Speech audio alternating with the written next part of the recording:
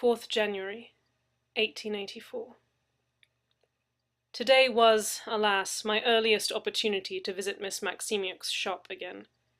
The past 2 days have been filled with business, as one of my financiers discovered a discrepancy in the ledgers, which he attributed to fraud on the part of one of our suppliers, but as it turned out through my investigations was merely incompetence on the part of an accountant.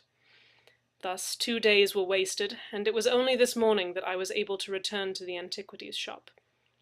At the very least they were, however, 2 days spent out of my parents' manse, and away from the Red Door. I arrived at Ms Maksymiuk's shop round about 9:30, amidst a thick London fog. The door was unlocked, and I let myself in quietly, aware that I was perhaps a persona non grata with Ms Maksymiuk. "Hello?" I called. "Ms Maksymiuk?" She was behind the desk, this time, watching me with narrowed eyes. "Aha, Mr. Fletcher," she said.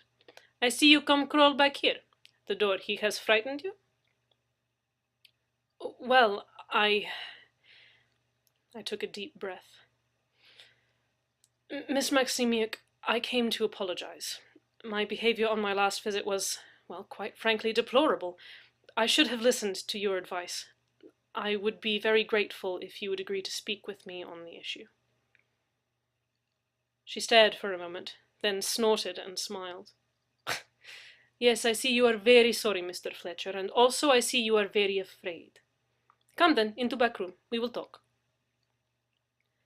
Stammering, I was about to object, but she had already vanished into the back of the shop, and I was left with no choice but to follow. I picked my way around the desk and through the clutter behind. Miss Maksymiuk was waiting for me, tapping her foot, her arms crossed.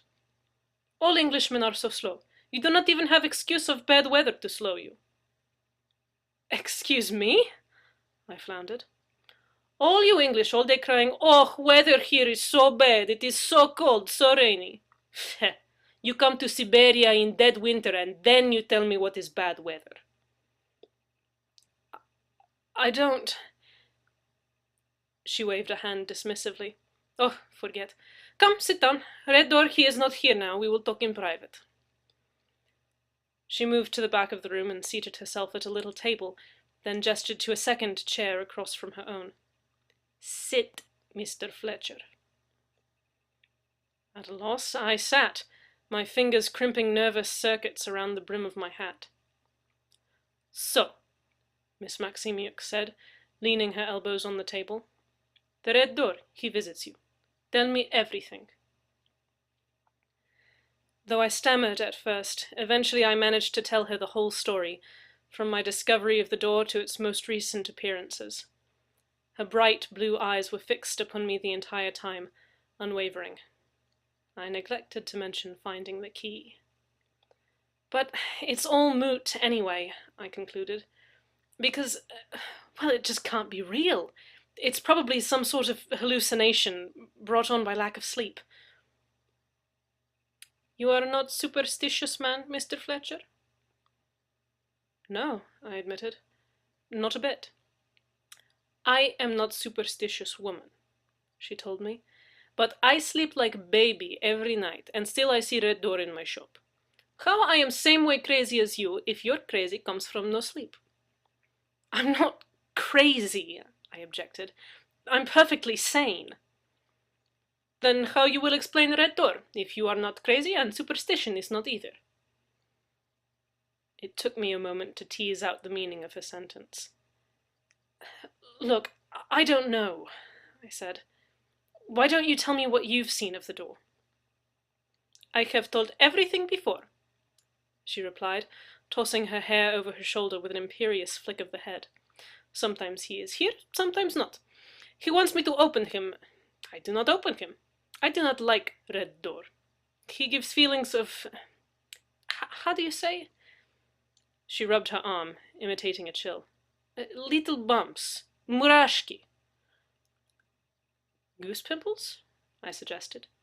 "Yes, I think that is name," she said, nodding. "I am afraid of Red Door, I admit. But also I want to open. because Red Door wants to open. I rather feel that's a poor idea, I suggested, then pulled the key on its chain out of my shirt. But if you're determined, I've found the key. Ms Maksymiuk snatched for the key, but I yanked it out of her reach just in time. Her fingertips brushed my hand, and I myself felt a few little murashki crop up on my arms. You will give key, she insisted, and I will throw away. No!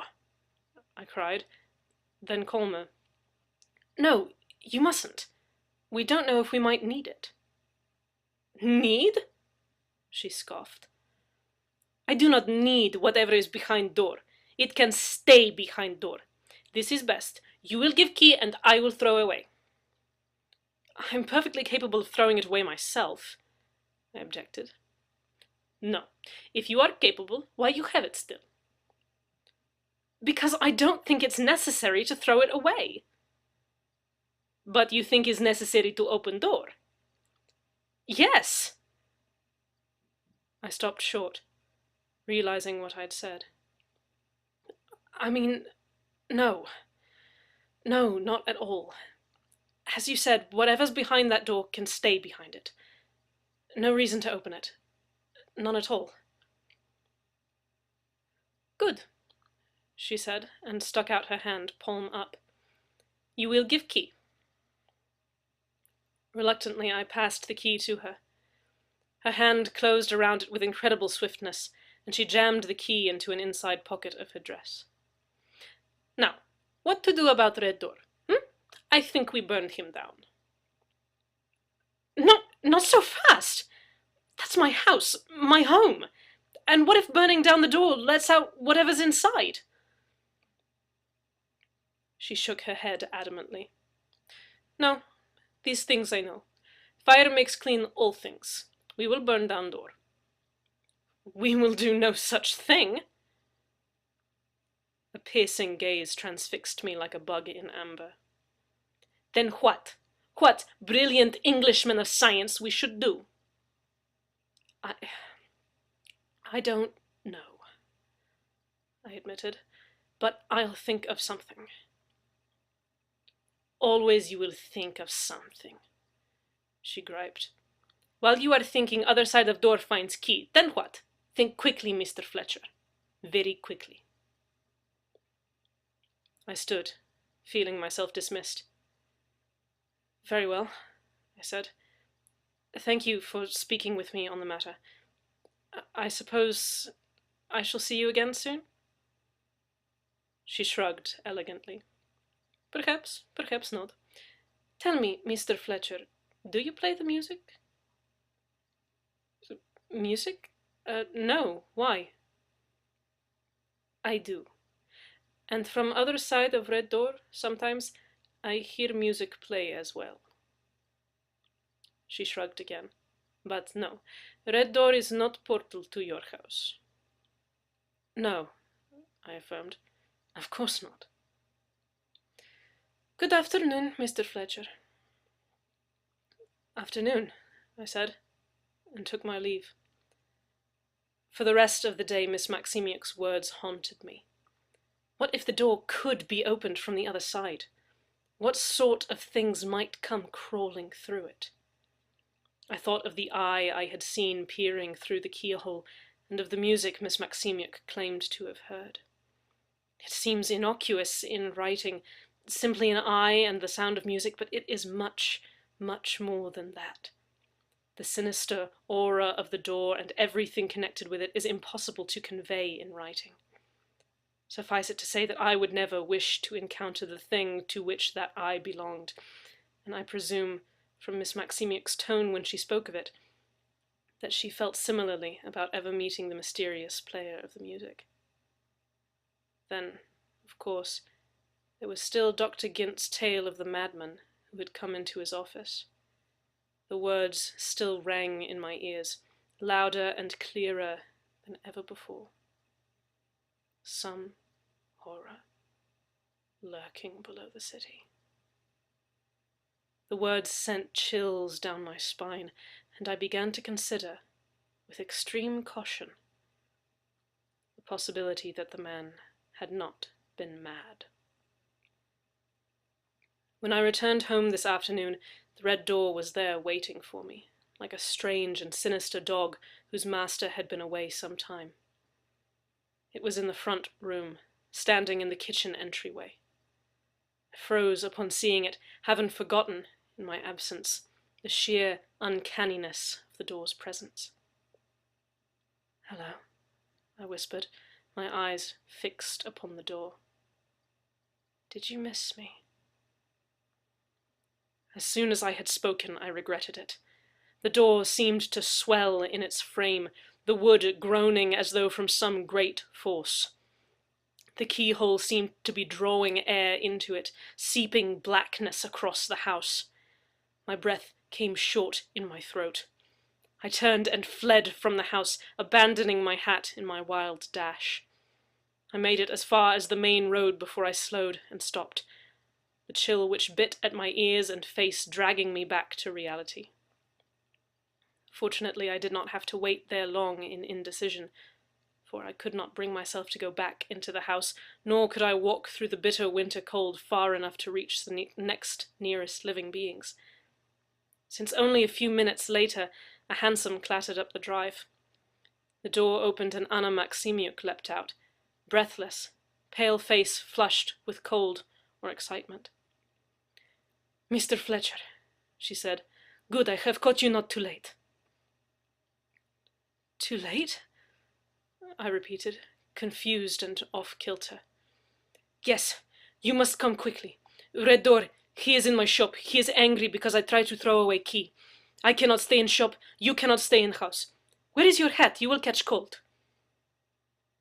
"Inside," I stammered. "I had just made it home. The door, it went mad. That was because of you?" She nodded. "I take key with me in cab. I will throw off London Bridge, I think to myself. But I get to bridge, I dangle key off a side, and I feel him. The door, his anger, it attacks me like living creature. I almost fall from bridge, so shaky my legs and so woozy my head. Cab driver, he catches me. I ask him to bring me here, for I think immediately of you going into big lonely house with only red door." She shook her head slowly, eyes closed. "I do not want to imagine what he will do to you alone in so big house. So I do not imagine. I come here. You will come with me, Mr. Fletcher, and we will go far away where Red Door will not find us." "And now, look here.